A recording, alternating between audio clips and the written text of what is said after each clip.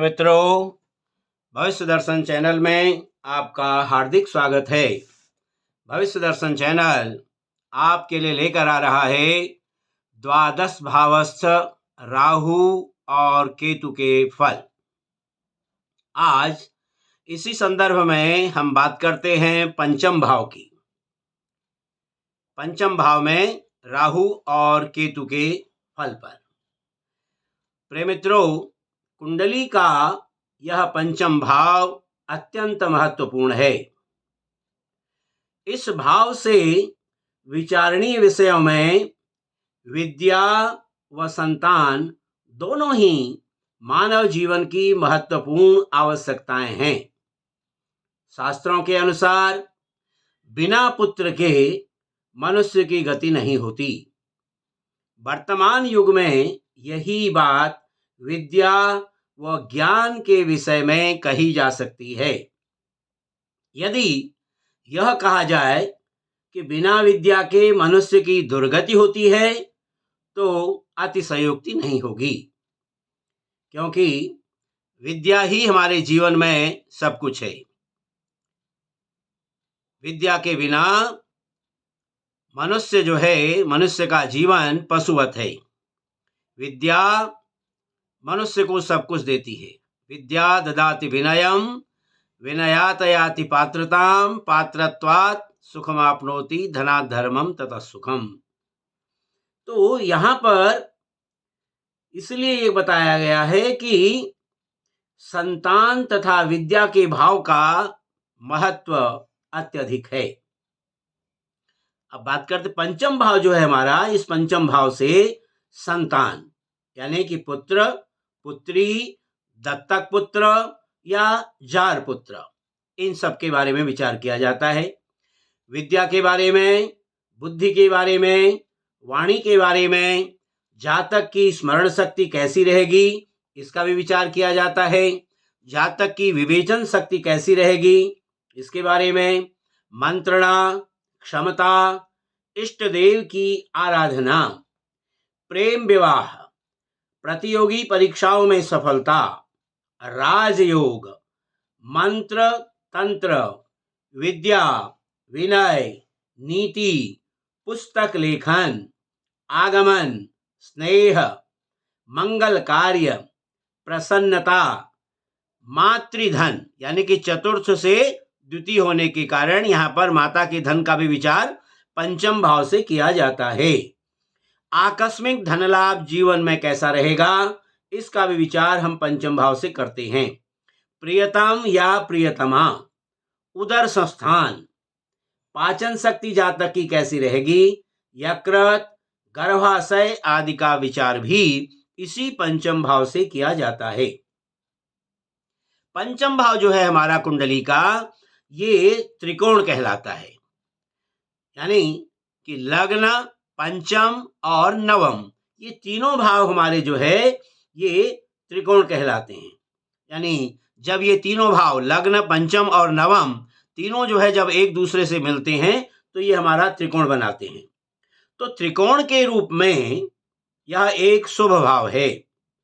इसका भावेश होने पर प्रत्येक ग्रह, चाहे वो शुभ हो चाहे वो पापी ग्रह हो, उसका शुभत्व भावेश के रूप में बढ़ जाता है।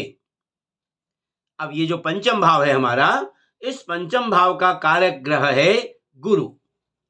ये तो रही पंचम भाव में जन्म कुंडली के पंचम भाव की सामान्य स्थिति या उसके बारे में विचार। अब हम बात करते हैं पंचम भाव में राहु की स्थिति क्या रहती है।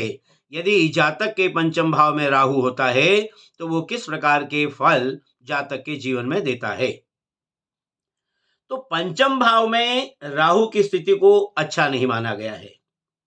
राहु का प्रभाव शनिवत होने से, शनि के समान ही जो है राहु का प्रभाव होने से, तथा पंचम जैसे शुभ भाव में पापी ग्रह राहु के होने से जातक बुद्धिहीन हो जाता है, धनहीन होता है, कुल व धन का नाशक हो जाता है, कुमार्गगामी हो जाता है, क्रोध की भावना अधिक जातक के अंदर हो जाती है, घमंडी हो जाता है और मित्रों से रहित रहता है, कुटिल, कठोर, भ्रमित चित्त वाला होता है, वायु एवं उदर व्याधि युक्त रहता है, अत्याचारी, राजकोपभाजक, परंतु शास्त्र प्रिय एवं भाग्यवान भी होता है। ऐसा जातक संतान के अभाव से दुखी एवं चिंतित रहता है। जिसके पंचम भाव में राहु रहता है उसे हमेशा संतान का अभाव या संतान से जो है वो दुखी रहता है, चिंतित रहता है। लेकिन एक अपवाद है कि सिंह राशिस्थ यदि राहु हो पंचम भाव में, यानी जब मेष लग्न होगा तो पंचम भाव में सिंह राशि आ जाएगी, मेष, वृषभ, मिथुन, कर्क और सिंह। तो यानी कि मेष लग्न के जातक की कुंडली में यदि पंचम भाव में राहु हो तो ऐसे जातक को पुत्र की प्राप्ति जो है वो संभव होती है। और दूसरी बात, चंद्रमा के साथ यदि राहु पंचम में बैठा हो और चंद्रमा के साथ इस राहु का अशुभ संबंध हो तो संतान प्राप्ति नहीं होती। परंतु यहां पर कर्कस्थ राहु से संतान होती है। यानी यहां पर यदि पंचम भाव में कर्क का राहु हो तो यहां पर संतान का अभाव नहीं होता, संतान होती है। लेकिन उसमें भी एक शर्त है, उसके जीवित रहने में संशय बना रहता है। जातक शत्रुओं की अधिकता तथा ग्रह कलह से चिंतित एवं भयग्रस्त रहता है। यानी ऐसे जातक की राहु पंचम भाव में जिसके हो तो ऐसे जातक की जो है शत्रुओं की अधिकता रहती है और घर में कलेह जो है बना रहता है, उससे चिंतित रहता है और भयग्रस्त रहता है। उदर व्याधि, पेट की बीमारी, अपच तथा हृदय रोग होना ऐसे जातक को प्रायः देखा गया है। जहां तक पत्नी का प्रश्न है, राहु के साथ पाप प्रभावित होने पर विवाह नहीं होता। यानी कि राहु यदि यहां पर पंचम भाव में पड़ा हो और जो है उस पर पाप प्रभाव हो तो ऐसी स्थिति में विवाह ही नहीं होता। यदि विवाह हो भी जाए तो पत्नी स्थायी रूप से रुग्ण रहती है, बीमार रहती है। मलेच्छ प्रधान ग्रह होने से, क्योंकि राहु जो है वो मलेच्छ प्रधान ग्रह है, तो ऐसी स्थिति में ऐसे जातक की अवैध संबंध अधिक आयु की तथा निम्न स्तरीय यानी कि मलिन स्त्रियों से हो जाते हैं। राहु ये भी काम करवाता है, पंचम में बैठा हुआ अवैध संबंध जो है जातक के बना देता है और अपनी आयु से अधिक आयु की स्त्री के साथ और निम्न स्त्रियों के साथ इसके साथ संबंध हो जाते हैं। ये जातक जो है व्यवसाय में प्रायः असफल होते हैं। स्त्री राशि में यदि राहु हो तो जातक शांत स्वभाव व विवेकवान होता है। यानी जो अभी इसके अपवाद बताए हैं आपको, तो वो यानी कि यहाँ पर स्त्री राशि में यदि हो जाए तो राहु यहाँ पर तो शांत स्वभाव और विवेकवान ऐसा जातक होता है। शिक्षा व सुलेख में दक्षता प्राप्त करता है तथा उसे यश भी प्राप्त होता है। परंतु जातक के द्विभार्या योग होता है तथा पुत्र की प्राप्ति भी होती है। 5वें वर्ष की आयु में भ्रातृहानि संभव बनी रहती है। प्रिय मित्रों, यह तो था पंचम भाव में राहु के फल पर विचार। अब बात करते हैं पंचम भाव में केतु के फल पर विचार कि केतु की क्या स्थिति रहेगी। यदि पंचम भाव में जातक के केतु है तो वो क्या प्रभाव जातक के जीवन में डालेगा, इस पर विचार करते हैं। तो पंचम भाव में केतु की स्थिति भी अशुभ मानी गई है। जैसे राहु की स्थिति अशुभ, क्योंकि ये शुभ भावेश है, तो शुभ भावेश में पापी ग्रहों का होना जो है वो अशुभ माना गया है। मंगल गुण प्रधान पापक ग्रह होने से, जैसे भी आपको पहले भी बताया है कि केतु के अंदर जो है वो मंगल के गुण विद्यमान होते हैं, तो केतु जो है वो मंगल के गुणों को गुण प्रधान होने के कारण पापक ग्रह होने से पंचमस्त केतु के कारण जातक दुर्बुद्धि, कुचाली, वातरोगी, विदेशगामी, अल्प संततिवान, सेवाकर्मी, विद्या व ज्ञान से शून्य एवं उदर व्याधि युक्त होता है। ये अपवाद जो है, ये यानी कि इस प्रकार के दुर्गुण इस जातक के अंदर विद्यमान होते हैं।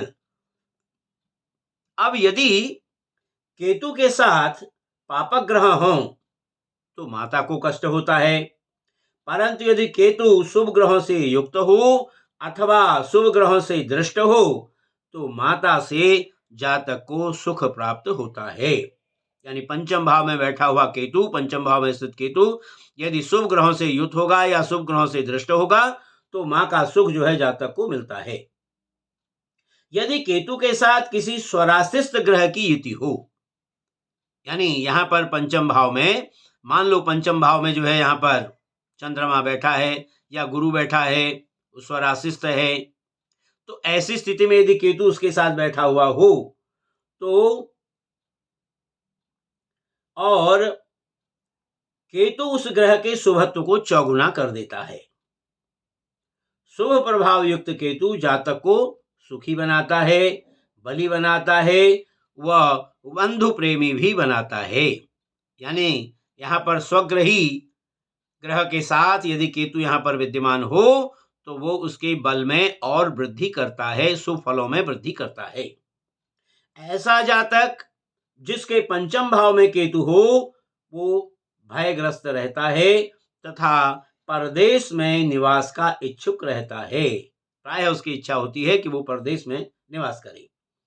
ऐसे जातक को या तो संतान सुख होता ही नहीं, और यदि होता भी है तो वो विलंब से होता है। यानी कि पंचम भाव में बैठा हुआ केतु संतान के सुख में विलंब करता है। ऐसे जातक को प्रायः देखा गया है उदर रोग काफी कष्ट देते हैं, परिवारजनों से उसके मधुर संबंध नहीं रहते। ऐसा जातक सट्टा, लॉटरी, जुआ, रेस या मुकदमेबाजी में अपना धन खर्च करता है। यदि केतु जो है सिंह राशि का हो, यहाँ पर धनु राशि का हो, वृश्चिक राशि का हो या मीन राशि का केतु यहाँ पर विद्यमान हो पंचम भाव में, और पंचमेश भी यदि कुंडली में बली हो तो ऐसा केतु हमेशा जातक के लिए अच्छा होता है, शुभ फलदायक होता है। ऐसा जातक अपने जीवन में शिक्षित होता है, राज्य सेवारत होता है, धार्मिक एवं तीर्थाटन प्रिय होता है। प्रिय मित्रों, यह था द्वादश भावस्थ राहु केतु के फल में पंचम भाव का राहु और केतु के फल पर विचार। आशा है आपको हमारी यह वीडियो अच्छी लगी होगी। यदि आपको हमारी यह वीडियो अच्छी लगे तो आप हमारी वीडियो को लाइक करें, शेयर करें और हमारे चैनल को सब्सक्राइब करना भी न भूलें। फिर इसी प्रकार की नई वीडियो लेकर आपके सामने उपस्थित होंगे। तब तक के लिए आप सभी का हार्दिक धन्यवाद।